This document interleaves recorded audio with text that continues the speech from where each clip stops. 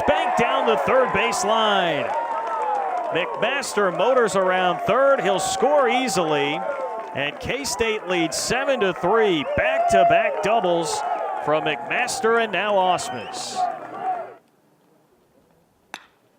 And Ethier knocks it out into right center. There is the hit for the Cats, and it gets past a lunging Scott all the way to the wall. That's going to clear the bases, and Ethier motors his way to third. K-State has the lead for the first time in the game. And a swing and a miss. Heskett strikes out the side. 2 singles and a walk, but 3 strikeouts for Justin Heskett. Fly ball sent out to left. A pretty long run out there for Will Brennan. He'll slide and make the catch for the out. How about Will Brennan? Not only can he do it at the plate, but he flashes the leather in the first inning to help out Heskett and get K-State out of the inning. Cats coming up next. Breaking ball, strike 3. McCusker goes down on strikes for the second time in the game, and Belch gets K-State out of the jam. Just how you'd like it to for K-State. And Brennan shoots one out towards the left center field gap. That'll get down. McCorder is going to score. And Mitch Gaspard will play it conservatively and hold up Owen at third, but it's now 6-2. And no outs recorded for the Cowboys in the ninth. Games of this series. He's after the first pitch, and a seeing eye single finds its way into right. The Cats have their first run of the series, and the inning far from over. Ground ball third, nice backhanded stop by Ausmus. 5-4-3. How about the Cats defense once again this afternoon? His single helps set the table for K-State, and this single will get the Cats their first run of the game. Brett Owen, the freshman out of Oklahoma, does it again for the Cats, his 8th RBI. Eventful top of the first, plates a run for Charleston as they grab an early lead for the 3rd straight day. Going for the sweep at Twinton Family Stadium. The Cats want to salvage something, get back on the winning track as they have lost now 3 straight. Lineup a little different today for Brad Hill and the Wildcats. Cam Thompson, who has hit either 3rd or 4th all year, moves up to 2nd. Jordan Maxson now provides the protection for Drew Mount. And Jake Biller slides from the 2-hole down to the 9 spot. Defensively, one change for Charleston today. That is, they've gone back to Bradley Dixon in right field. He started the ballgame on Friday and was replaced yesterday. He'll get another start here. They all back up Jacob Frischmuth, another very good starting pitcher who's taken a huge jump this year. That has been a common theme on the pitching staff of the Cougars this season. A sub-2 ERA after going 3-5 with a 6.31 earned average last year as the Sunday starter. So his role has remained unchanged in 2018, but the results have been much different, much more effective under this new coaching staff and Chad Holbrook in his first season. Brennan, Thompson, Mount to lead it off for the Wildcats in the first.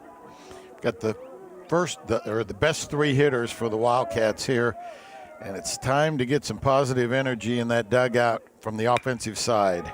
Well, Brennan's going to do that right away. Will he stop at first? Brennan's going to try for the hustle double, and he's in there. Exactly the start that K-State needs. Some energy from Will Brennan, who's been on base now in 42 straight to lead the nation. Typical Will Brennan hit. Got a fastball on the outside part. Just drove it over the shortstop's head with his great speed. Was able to make it in. Second base leadoff double for the Cats. And it sets up Cam Thompson. Ball 1 delivered to Thompson. He is just 2 for his last 18. He has had some struggles here in this series as well. Just 1 hit, 1 for 7. The freshman All-American from last season. Up the middle. Brennan's first move was back to the bag at second, so he'll be held up at third. But Brennan and Thompson with back-to-back hits to begin the game off of Frischmuth. Set the table up perfectly. Fastball down in the zone. Thompson did a good job driving it right back up the middle past the second baseman. And the Cats can have something going positive here with Mount up in the first inning. Drew Mount, the Big 12 leader in most power categories. 7 homers, 29 RBIs, still leading the league despite the fact that he has not had any of either in the first 2 games of this series. He's after the first pitch, and a seeing eye single finds its way into right. The Cats have their first run of the series, and the inning far from over as Thompson gets all the way to third. It wasn't pretty, but it was very, very effective. And so many times the Cats have hit into bad luck or had bad luck when Charleston's been up at the plate. It's good to see the Cats take advantage of the first to third situation, and Mount knocks in his 30th run of the year. K-State, for the first time in 24 innings, has scored an earned run. That stretch went all the way back to the 3rd inning of Tuesday's game, a 13-3 loss to Creighton. And a pretty good pickoff move there. Mount, in addition to all those power numbers that he has, league leader in stolen bases as well with 12. And the batter now, Jordan Maxson, but he'll have to still wait to see a first pitch.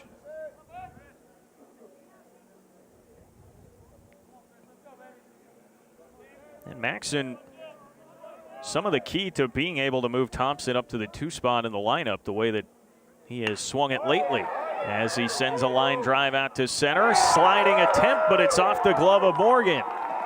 And K-State takes the lead for the first time in this series.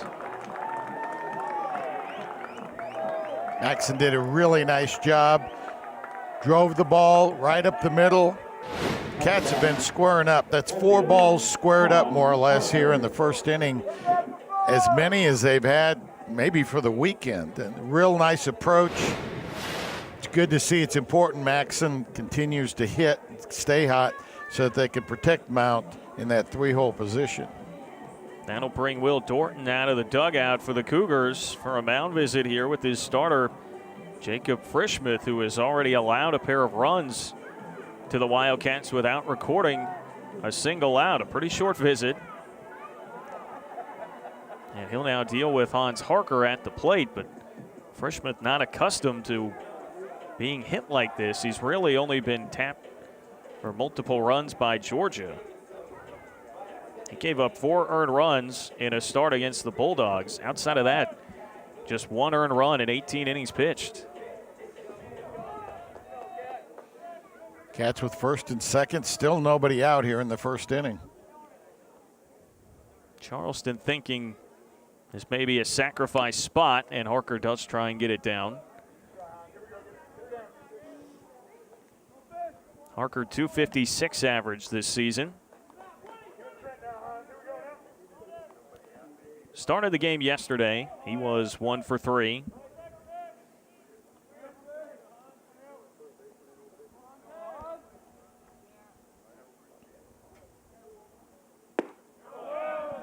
And takes the bat back.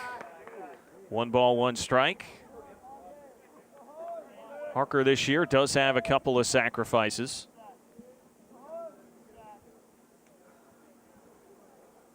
And you've got great speed on second, average speed at first.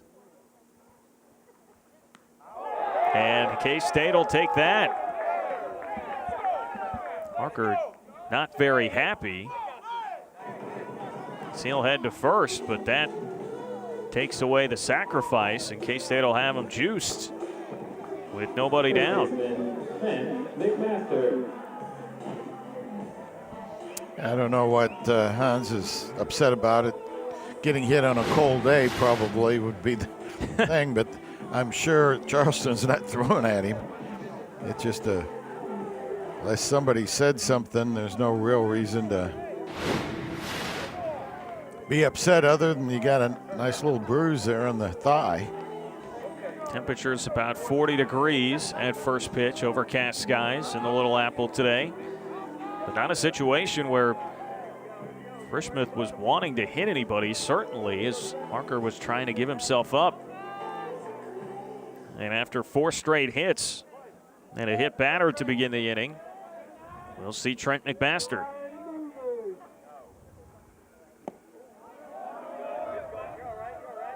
Nothing and 1 to McMaster. Looking for a fastball and got an off-speed pitch, a little two-seamer away from him. But had a good rip at it. You like to see him aggressive there on that first pitch. Trying to get something up in the air here. Well, the key to Frischmuth and his big jump numbers-wise from last year has been the fact that he has developed his off-speed pitches, his breaking balls. He had basically just a fastball last year as the Sunday starter with a 6+ ERA, but now word is that his fastball has become more of a secondary pitch with his off-speed arsenal.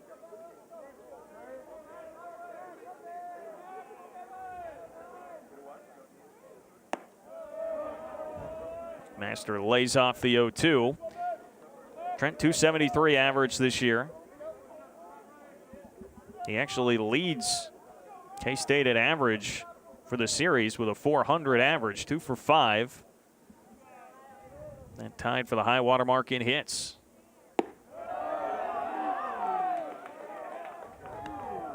It's been McMaster, Maxson, Brennan, and Biller, each with 2 hits in the series, and nobody else with more than that. 4 other Cats have 1 hit. K-State have produced just 12 through the first 2 games of this series in back-to-back shutout losses. That ball sprayed foul by McMaster, still 2-2. Good job after falling behind 0-2, taking 2 tough pitches and then fouling that one off. Looking for a mistake to keep this rally going.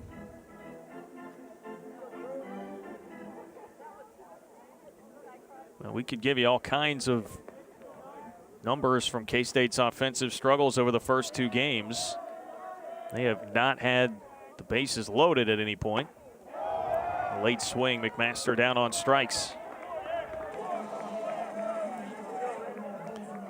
Like Charleston's done on several occasions, just rear back and throw the fastball on the outside part of the plate and see if K-State can catch up with it. They've gotten quite a few strikeouts with that pitch. You can see McMaster's reaction right away, frustrated that he missed that. But still the bases loaded and 1 down. Rainer Ausmus, 6 hits in his last 4 games.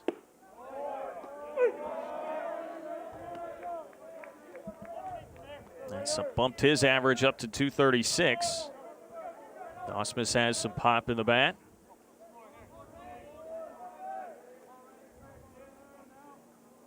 He has homered 3 times. And back-to-back low strikes. Well, at this point, K-State wants this to become a much bigger inning than just the 2 runs already in. Frischmuth wants a ground ball at one of his infielders. They've done a very good job defensively and had some big double plays to keep Kansas State from having any scoring opportunities in the first 2 ball games. So it's important that Rainer try to find something to get up in the air, stay out of that double play. And the infield of Charleston has turned 4 double plays to wrap this weekend. Fly ball, shallow right field. It's caught by Dixon. Not going to be deep enough to score the run, even though it's Mount with his all-world speed at third. So second to a ground ball. That's about as good as you can do for Frischmuth. Yeah, even though Charleston has a different right fielder, their right fielder yesterday threw out runner at home plate. Again, as close as K-State's come to score until this first inning. Let's see if McWhorter can come up with a 2-out base hit to really put a crooked number up there in the bottom of the first for the Cats. What a difference that would make if McWhorter could do so. Top 10 average in the Big 12, 378 on the year. He has driven in 6 and homered once. That actually was in his first at-bat of the season and first career at-bat.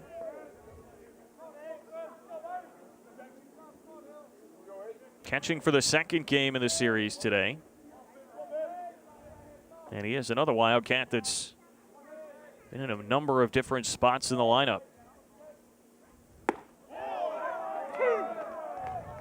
And Frischmuth, ever since getting into trouble, has been able to work in front of McMaster, Ausmus, and now McWhorter ever since Harker was hit by a pitch.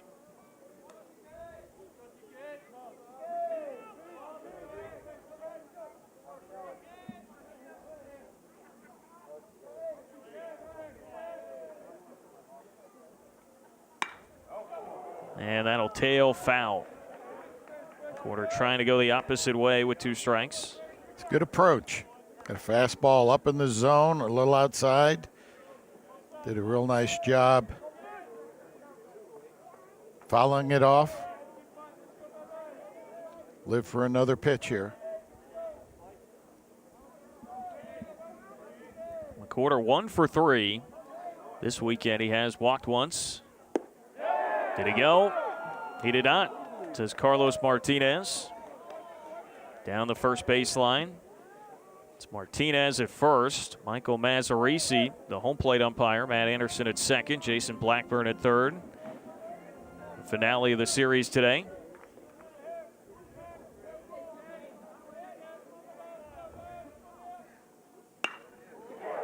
Looped out to right field. It'll drop. That'll score at least 1. Coming in to score, the Wildcats get Maxson across, and it is now 4-1.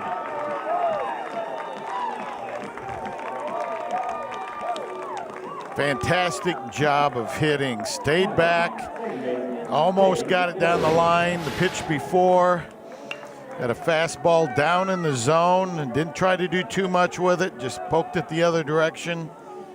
And that's a huge momentum at bat for Kansas State. They didn't want to leave just 2 runs on the board, leave the bases loaded. That's a real momentum builder for the Cats. And now Jake Biller will be the 9th batter of the inning for the Cats here in the first inning.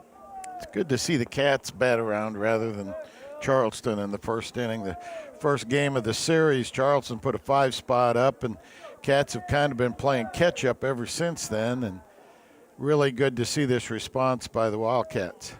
This is almost a carbon copy of that inning, except Wildcats, the team at the plate, pouncing early. That was Casey Ford, who started on Friday for K-State, and he totally settled down after that first inning, but that was really all she wrote for the game, the way it turned out. Chin music there to Biller. And now 2 balls, no strikes. Charleston with some action in the bullpen here in the first inning. K-State has not been into the Charleston bullpen hardly at all. The only relief that they have used was Nathan Ocker, their closer for 2 innings yesterday's game. Fouled into the screen by Biller. Really good approach by Jake right there. 2-0, looking for something that he can drive. Got a fastball up. Just got under it a little bit. Complete game shutout by Evan Sisk on Friday. Then yesterday, Griffin McClarty went 7 scoreless. So as much as you can get into the pen, Cats would love that. A lineout's going to end the inning. But K-State sends all 9 hitters to the plate in the first, and for the first time this weekend, they have not only scored, but they have the lead as we go to the second.